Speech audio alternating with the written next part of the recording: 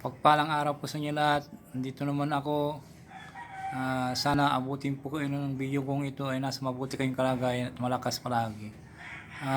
Isi-share ko po lang po sa inyo yung orasyong pampalakas ng aura.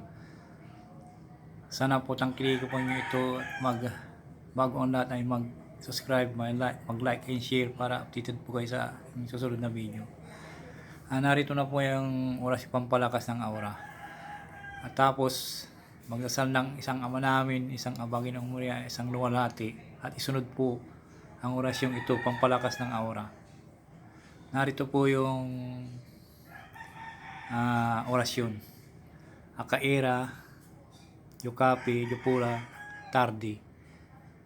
Akaira, Yukapi, Yupula, Tardi. Akaira, Yukapi, Yupula, Tardi. Usalin sa isip lamang po na hindi nakabuka ang bibig 3 beses at ihip sa dibdib pakrus at sa tubig inumin. Gawin ito sa araw-araw.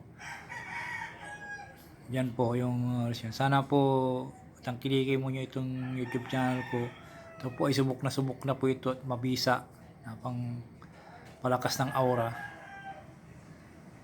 Salamat po. Mag-like and share, mag-subscribe.